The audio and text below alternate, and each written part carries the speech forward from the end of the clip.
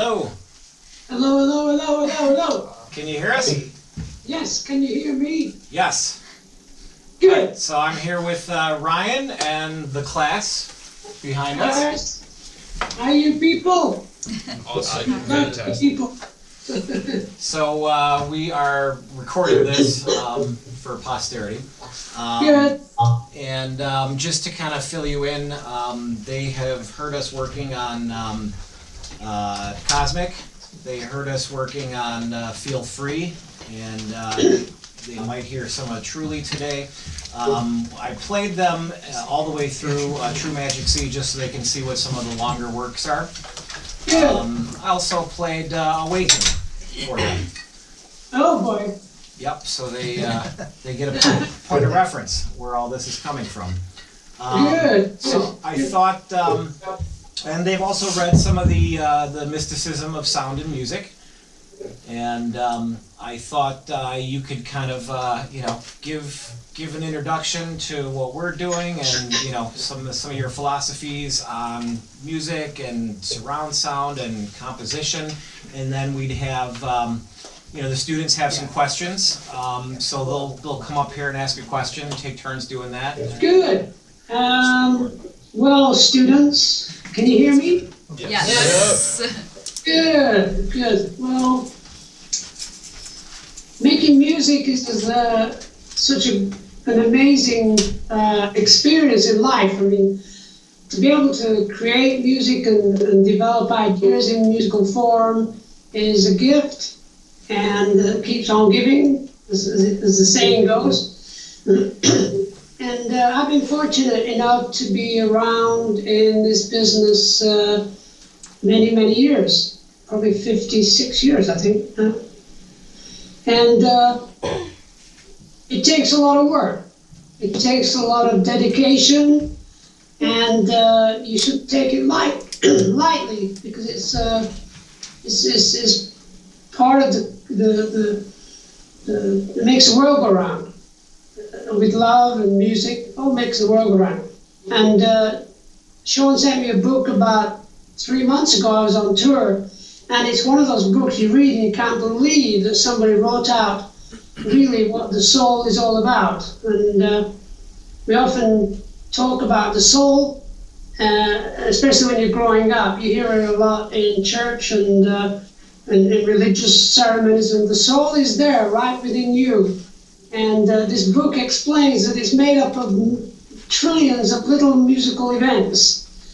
So in a way, your soul is pure music.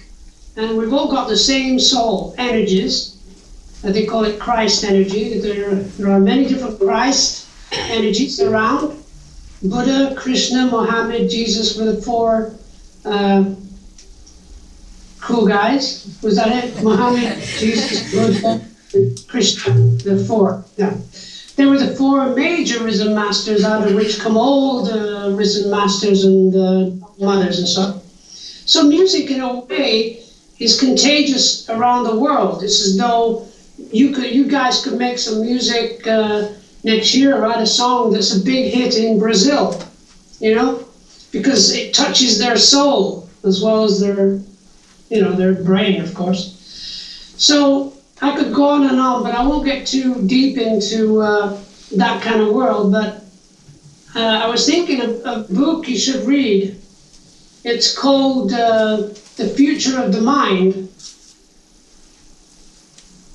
by Michio Kaku. Michio, M-I-C-H-O, Kaku, basically as it spells, K-A-K-U, I think, Michio Kaku. Which really explains where we're going with the potential of interaction with each other. We're getting a lot of interaction with each other via video games and VR.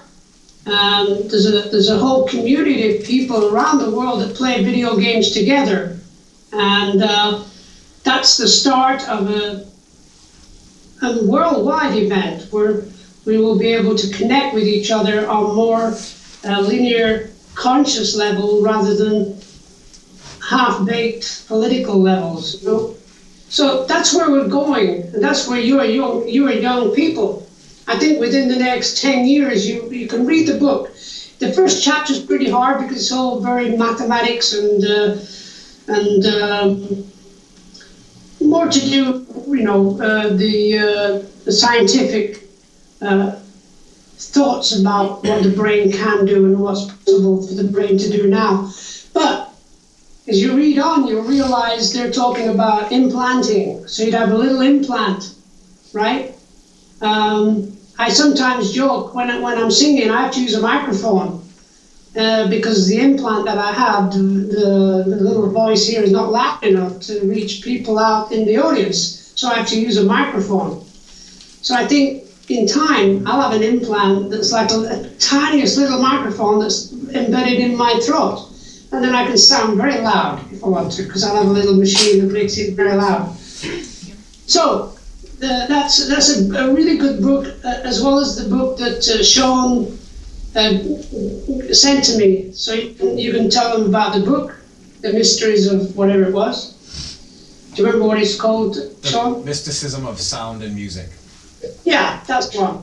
And once you get into the idea that music is a very powerful instrument and a very powerful way of connecting with people, and it can just be something that you write or something that you record that has that sort of energy. And what happened to me with Yes, when we first started 50 years ago, was we're going into a studio for the first time, and we were just sort of, I was mid-20s then, and it was magical in a way to hear our recording through the big speakers, that kind of thing. But within a couple of years, you would feel a sense of incredible energy in the actual studio. And you knew it really wasn't just the musicians. It was something to do with a powerful energy that seemed to surround us. And that's why we started making music that I would start writing lyrics, which were very searching and wanting to know why we're making music and why we are close to the edge of realization. And then eventually, at the end of the 70s, I wrote a song with Steve and the rest of the guys called Awaken, because I felt that we'd spent 10 years getting ready to create a song that really very, very clear. It was very, when you start writing, initially you tend to just write what comes to you or what you hear on the radio, try to copycat, because that's normal. Because I was a copycat to the Beatles and Frank Zappa, the Stones, and all sorts of bands in the 60s. So there's no harm in copycatting, but that will open you up a bit and make you realize some of the great artists that have created wonderful lyrics and things like that. So I think I could go on and on. So any questions, please? Yeah, John, real quick, maybe you can talk about what we're doing here and why surround sound is kind of key to how we thought of this when we first started realizing this is starting to sound cinematic. And surround sound was kind of on our discussions on a regular basis. So somebody here had a question last week, is surround sound just about the panning? And, without getting too philosophical, we're creating a lot of moods and soundscapes and being in surround, I think has and how you mix it has a deeper level to it.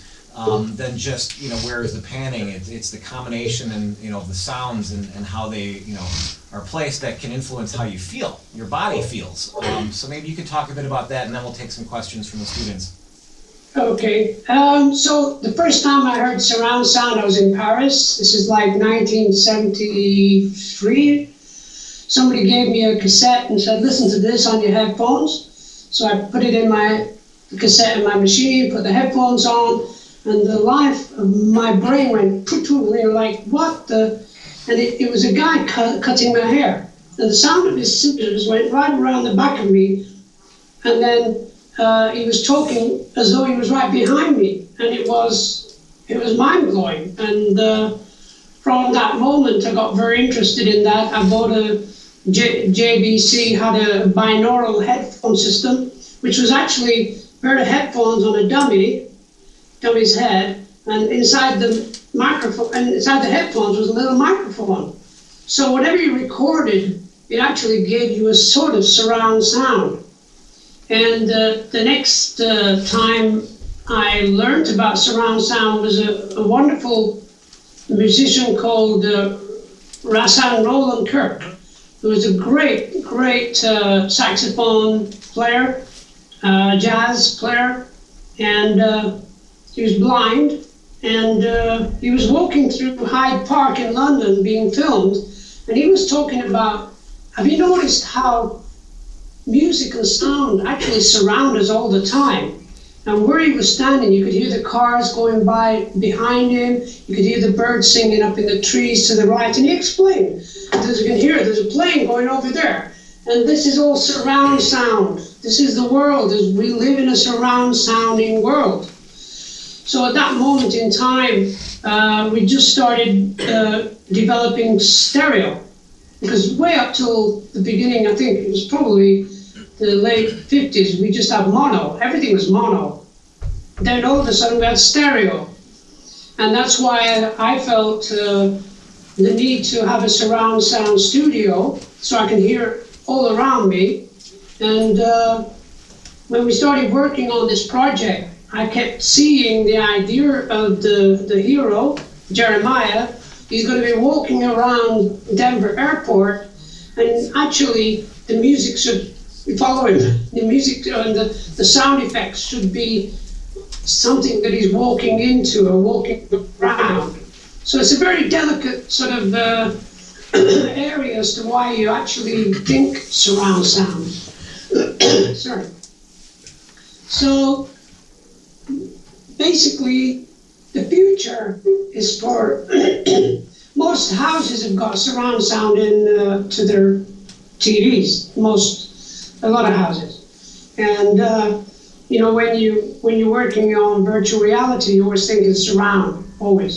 So the idea when we started working on this project, the story hadn't unfolded until about halfway through the project, because I kept saying to Sean that basically we seem to be going along a sort of a potential of doing something a little bit more than the ordinary.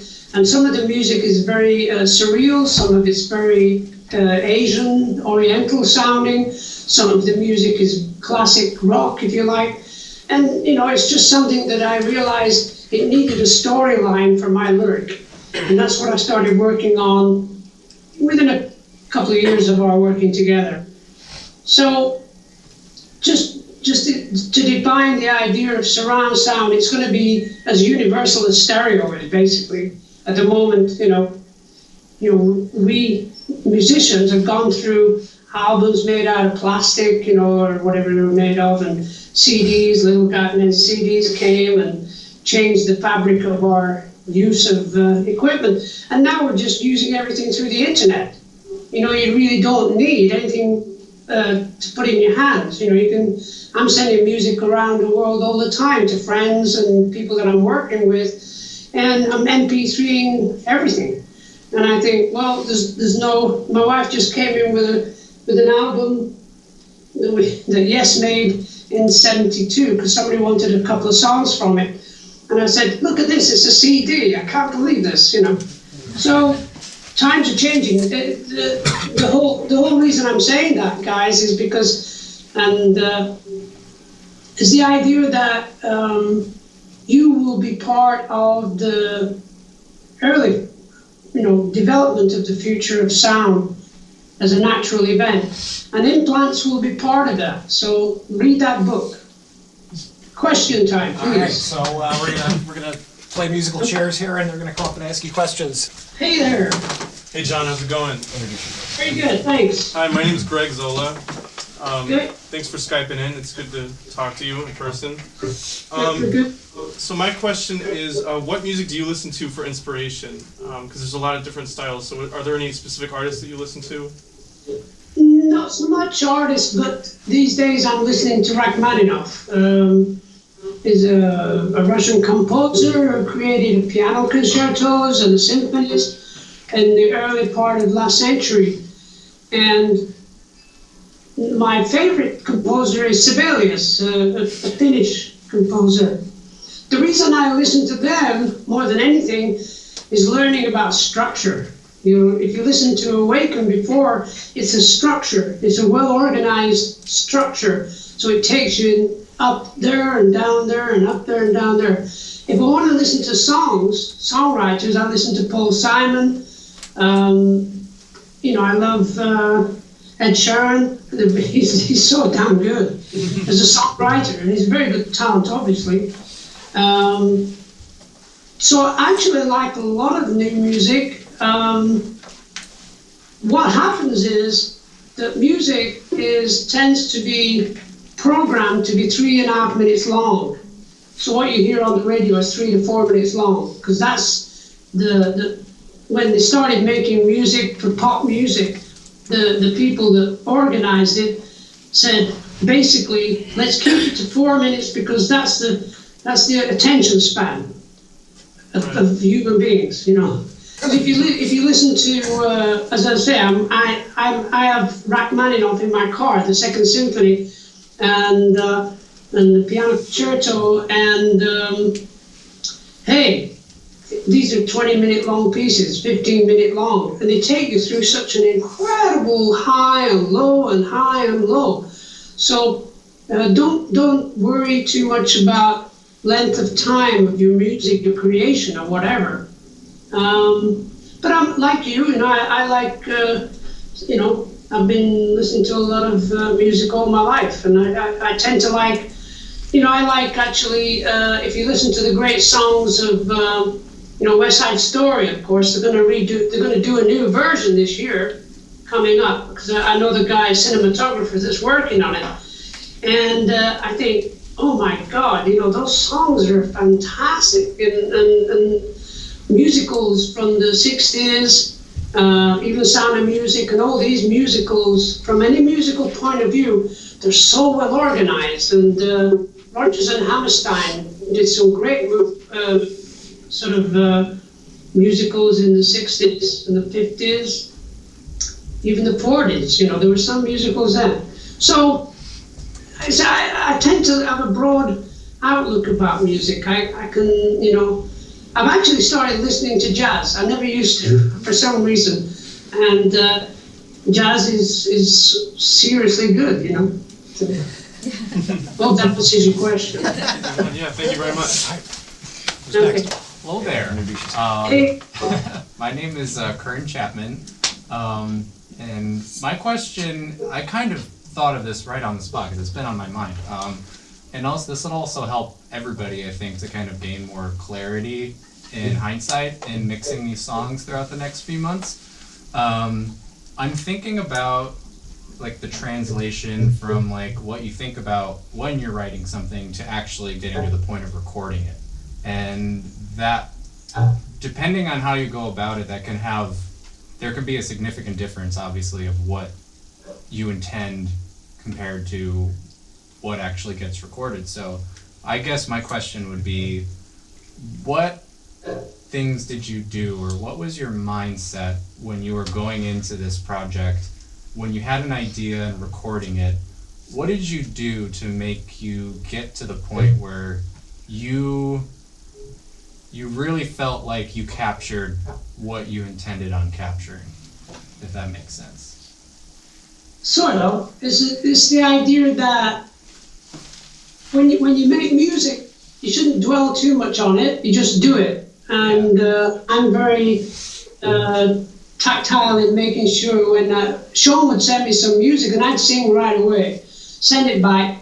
By then I'd written some lyrics at the same time, because I tend to think in spontaneous terms rather than trying to make it into something else. I just do it and then listen to it a week later and think, well, that's not too bad. I don't know what it means, but it's kind of cool where we're going. And then another piece of music would come, and so on and so on.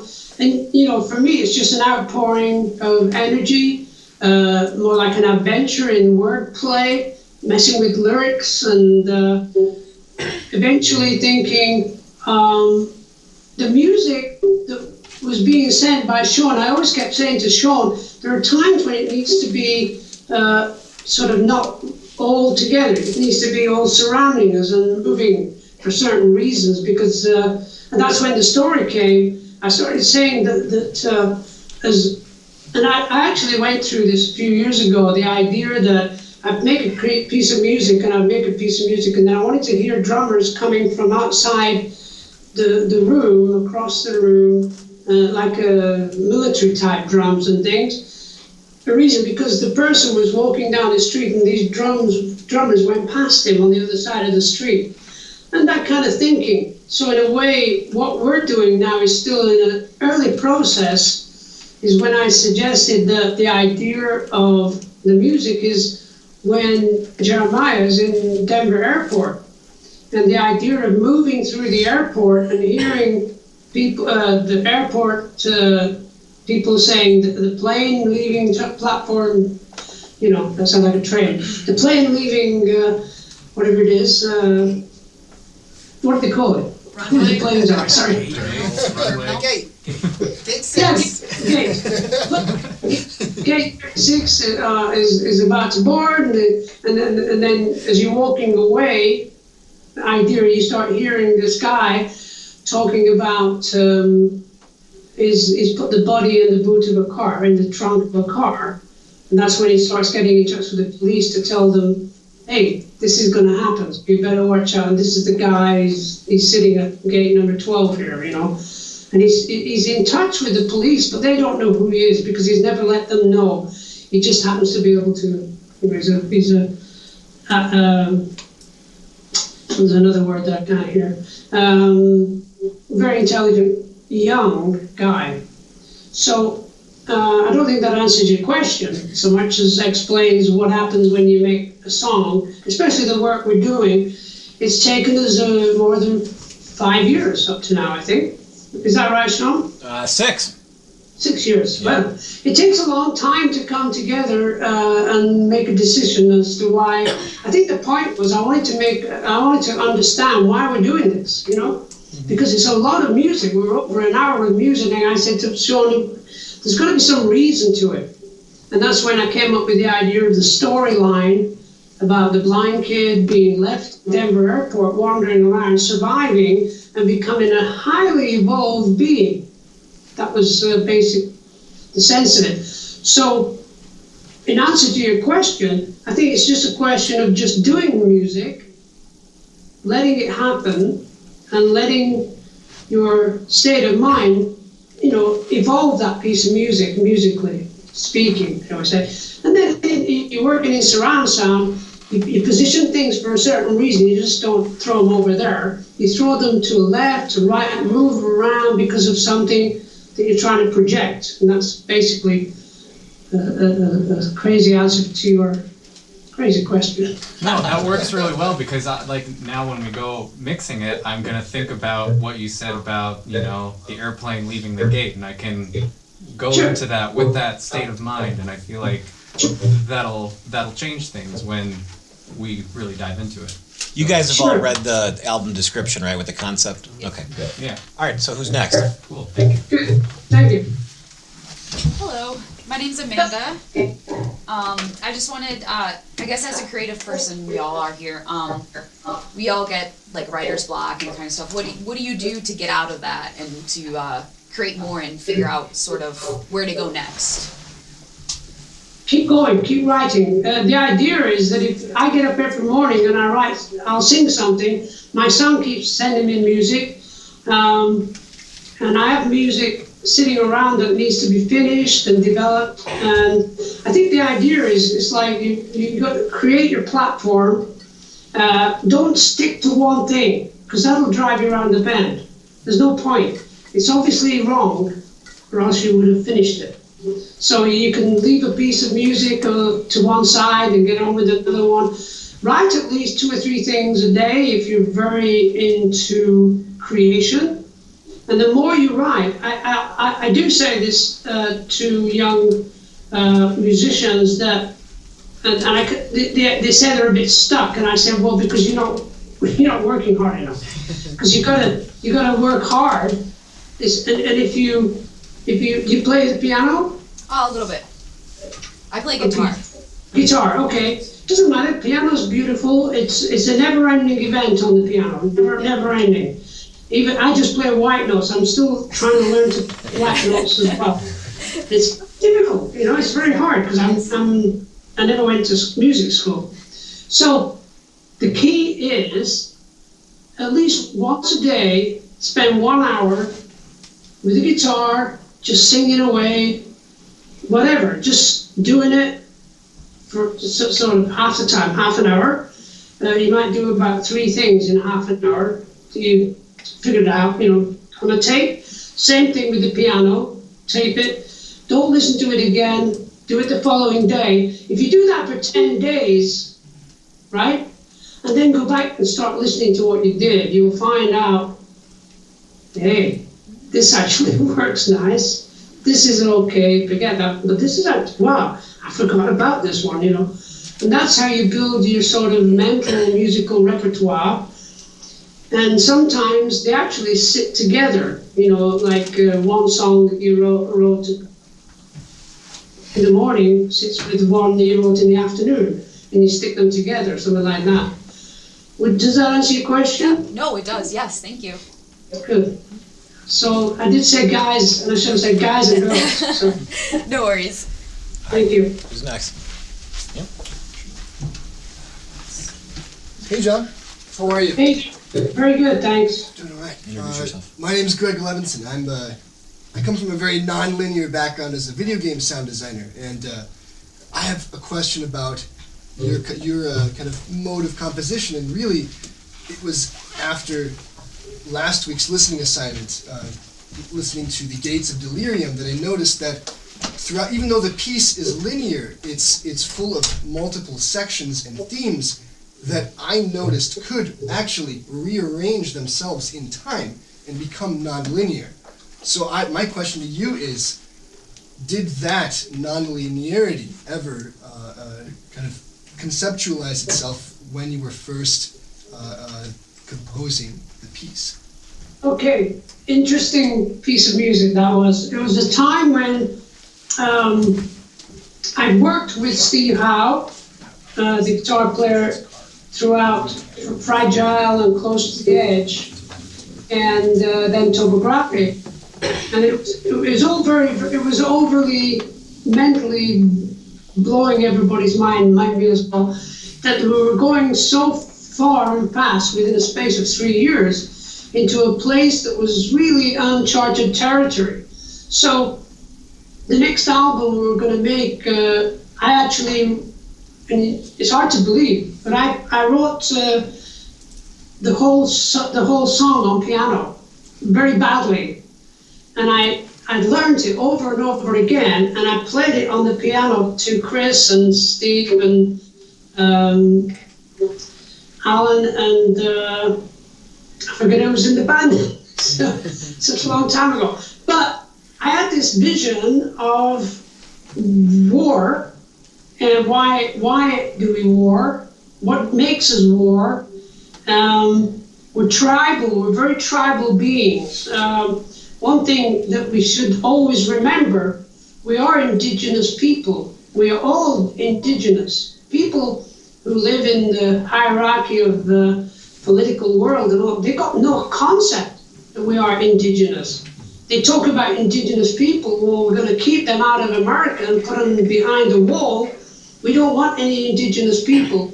The American indigenous people, we're not going to talk about them, because that will freak us all out, because we haven't sorted that problem out, because it is a problem. We Americans have a terrible, terrible problem with the indigenous people of America.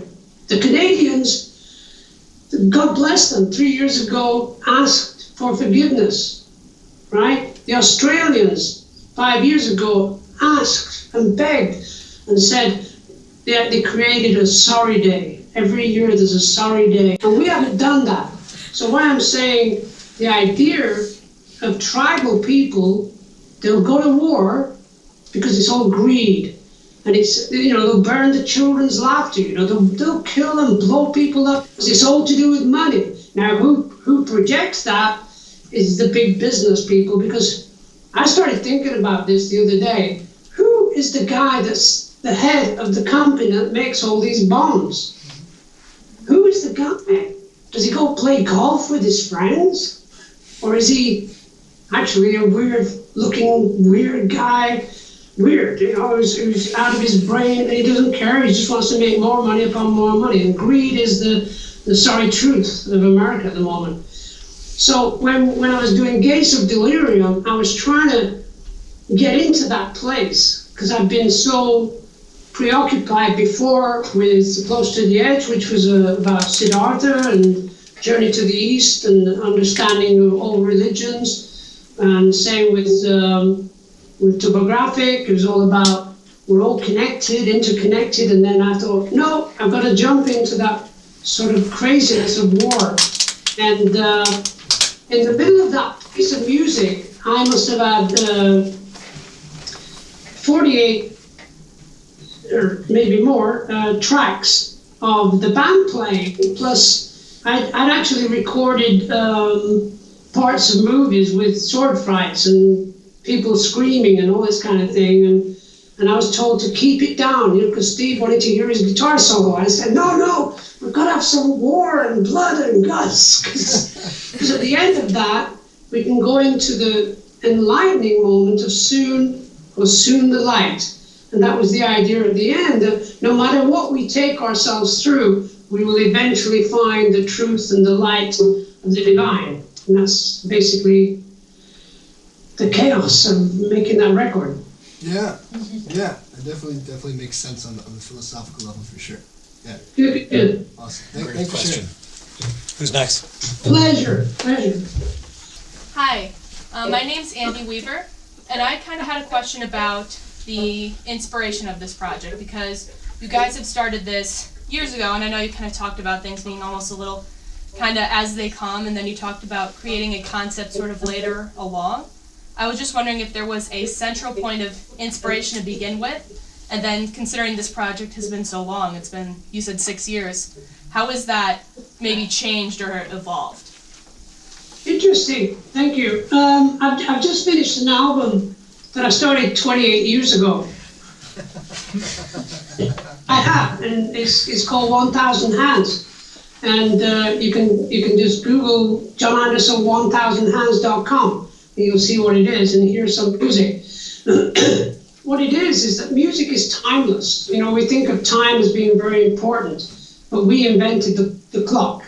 So the way we are. So there was a certain point in time, I was inspired to meet Sean. I felt very, very close to Sean right away. We met in Chicago at an event, the opening of a very modern radio station. And I just said, just send me music, I'll write songs and we'll finish some ideas. And a year later, life happens that way, that you haven't finished what you started off to do, because you don't really know what you started off to do. You're just making and creating. I think the idea is to create as much as you can, and the inspiration for it will come eventually. It's like, as I said earlier, to me, I wake up in the morning, make breakfast in bed with my wife, and then I go into the studio and start singing as an exercise. And I've been doing it for years. It's just something I enjoy doing. So the idea is the outside influences will come through. It's as though you're surrounded by energies all the time. Your state of mind is always very open to, you'll be watching something on TV and you'll think, oh my gosh, yeah, I was looking for something to put into a song, and there it is, thank you, whatever it was, or read a book, which I used to read a lot. But it's as though, I'll tell you one thing. What's your name again, sorry? Andy? Candy? Andy. Andy. That was my nickname at school. Andy. You're actually, you might find this hard to believe, but you are surrounded by a lot of energy forces and a lot of, you make music? I try. That's okay. I try every day. I'm trying my best, you know. So you're surrounded by musical energies that are actually you. And if you tap into them in an open way, rather than why can I not write a song? Well, you're not supposed to at that moment in time. You're supposed to concentrate on something else, or painting or something else, you know, whatever. But those energies will never leave you. So that melody you keep hearing will actually come in 2 years' time or next week. These energies, these pieces of music, they never leave you. I've got hundreds of them running around my brain every day. And sometimes I'll go to the piano and, that melody, and I remember writing that about 10 years ago. It's still a lovely melody. I better record it, you know. So never worry about, you know, when I say inspiration, I never worry so much about it, because you've already got it, or else you wouldn't be sitting here. That's it for questions. Good. Thank you for joining us, and Good. we will continue onward here. Okay, have a good time. All right, and we'll talk later. Okay, ciao. Cheers. Bye.